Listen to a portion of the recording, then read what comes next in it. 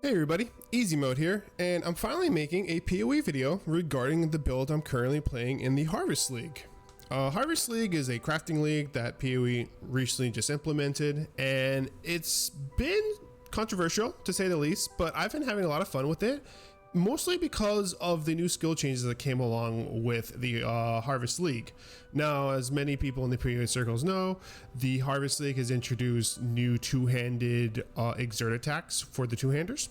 And I, right here, as you can see in this video, made a two-handed Earthquake Warcry Berserker.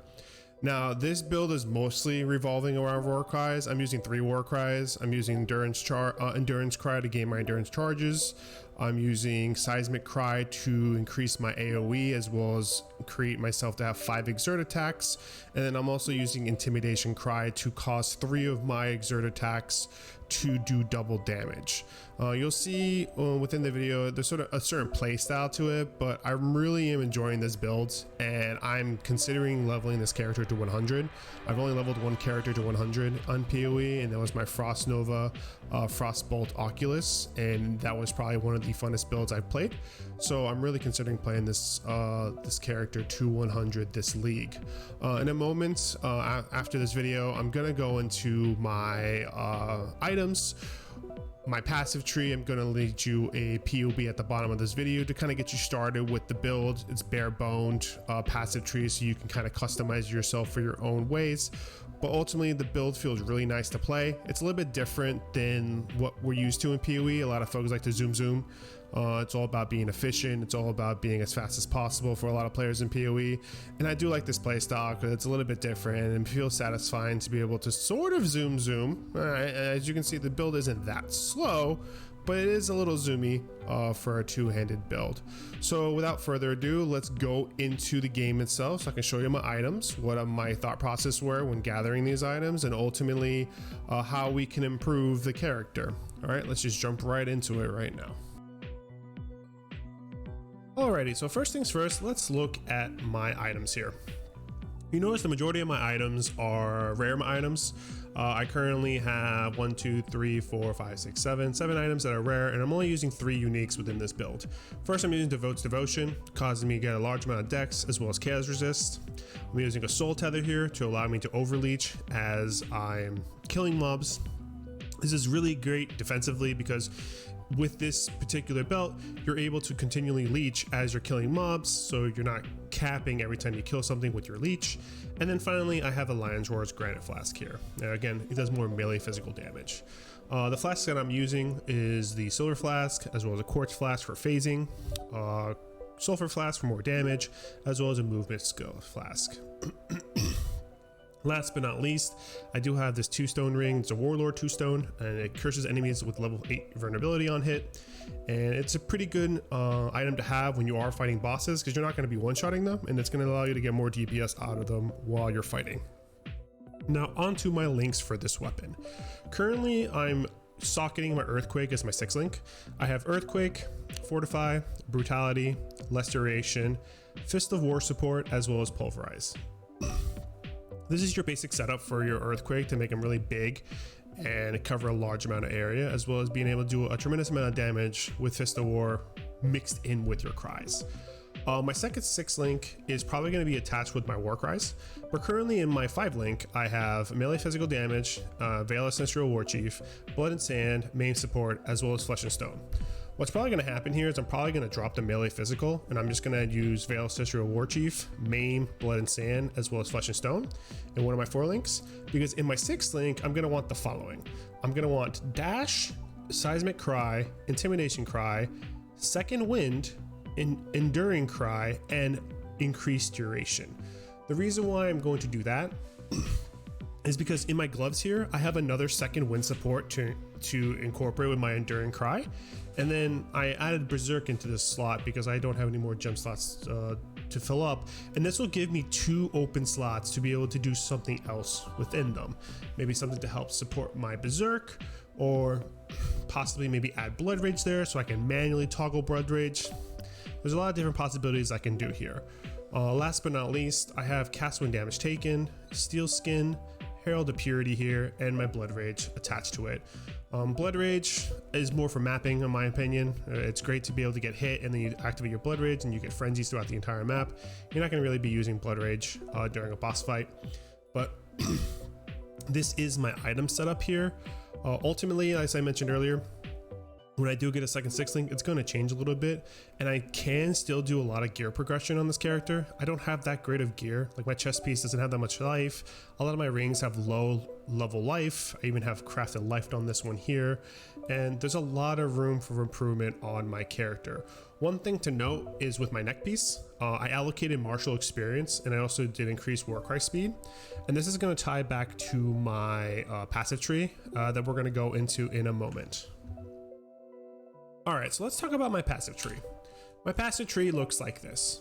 You'll see with the Berserker's passives or the Berserker's ascendancies, I pretty much went for a lot of damage nodes. First one, the most important one in my opinion, is the reworked Warbringer. This allows you to control your rage around, and it brings a lot of damage to your exert attacks when a Warcry sacrifices rage.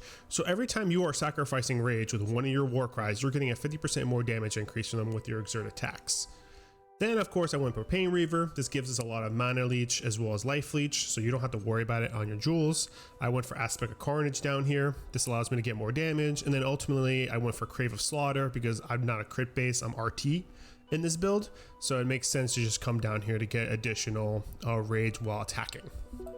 And if you'll notice on the skill tree itself, which I will be linking a POB down below in the YouTube, it's really defensive. You'll notice the only damage type I pick up on the tree is this axe node down here. Everything else is either life, endurance charges, war cries, or fortified buffs. I went for these two fortified nodes here because it makes me really tanky when it comes to fighting mobs. And then every single one of these Warcry nodes, Deep Breaths, Abomination, Measure Fury, as well as Natural Authority, and over here we have Escalation. All of these are a part of the build because ultimately I want my Warcries to be fast. Look how fast those guys go out. A lot of times, a lot of people have lag time. When you first start playing this build, there's going to be some lag time because you don't have all these links set up and all these talent trees. But the quicker I can throw these out, the quicker I can throw down my Earthquakes. And the rotation for this build is really quite easy. You do an Enduring Cry, you do a Seismic Cry, you slam twice, getting one of your Fist of Wars out. You then do an Intimidation Cry so you can double damage your next 3 attacks, and then you slam them down again. On top of that, on those 3 last slams, you can also activate Berserk, which gives you more damage on top of it, and it gives you faster attack speed. Now, I know a lot of folks like to follow up with the Fist of War on every one of their attacks, but personally, I found just doing normal slam attacks and having your Fist of War be a part of some of these attacks have been way more effective when fighting than just running around for a second or two, slamming, running around for a second or two, slamming. And I feel like you kill faster doing that. I've done all the Conquerors, I've done Series 5, and that's how I fought them.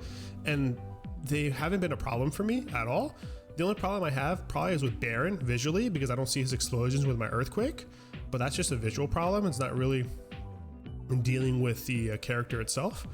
But that's how the playstyle works. And going back to the passive tree, everything ties about trying to make my guys defensive as possible, trying to get as much HP as I can, so that way ultimately I can survive a couple hits when it comes to these bosses. The small cluster jewels you see here is one I found and I crafted. I got really lucky with this, and it gives me a lot of chaos resist. So you'll notice here on the bottom in my defenses, I have 6% chaos resist. Really helpful, mixing with devotion as well as that small cluster jewel. And again, don't worry about looking at this video here for the passive tree because there is going to be a POB linked below on YouTube that will assess, you know, what bare bones to get this build started. Because maybe if you want to use maces, you don't grab this axe node, you grab maybe this mace node. There could be possibilities for you to mix and match with this tree. One last thing to note when it came to allocating my points for my oil anointment is martial experience. I found this to be really helpful with my leech because it increases my total recovery per second from life leech, which makes my life leech much more quicker than what it would have been without it. And it feels strong in the build because if I do get hit because of all the earthquakes I'm throwing, my life does skyrocket back up. and it doesn't feel that clunky, and there may be a better one for this, but as of right now I feel like this is really good for the build that we have here. So that's the build, guys. Again, the rotation is really easy. If I want to repeat it again, you can throw a totem down, you do your 2 cries, you do your enduring cries while your seismic cries, so that way you can get your 50% buff already off of your rage. You then do 2 slams, and then you do your intimidation cry, you get another 50% damage, and then you're able to get the last 3 double damaged. And in that last 3, again, you go into Berserk and you'll be able to continually do more damage. If you have any comments, or if you want to have any suggestions to make the build better, you can always leave them down below in the YouTube video. I do stream on Twitch whenever I can, mostly on the weekends. Weekdays is really rough for me. Having this sort of like a part-time hobby, I try to stream later in the evenings. If not, mostly in the weekends is when I'm able to stream. But thanks for watching. I hope to be able to make more PoE videos. This is a game I've been playing for a long time now. I've been playing since Warbands, since like 2015, and I had like over 3,000 hours on it, but I never had the chance to make a video for it because I never felt comfortable enough to say, hey, this is a build that I made, so on and so forth. This is probably the first league that I ventured off my own, and I didn't really follow anyone's build, and I went into PoB myself, fiddled around with stuff, got some understandings with Warcry, and came out with this build. Again, if you liked what you saw, you can subscribe to the channel. You can always check me out on Twitch. You probably would have saw that banner coming on across my screen. And thanks again for watching. Take care. Bye.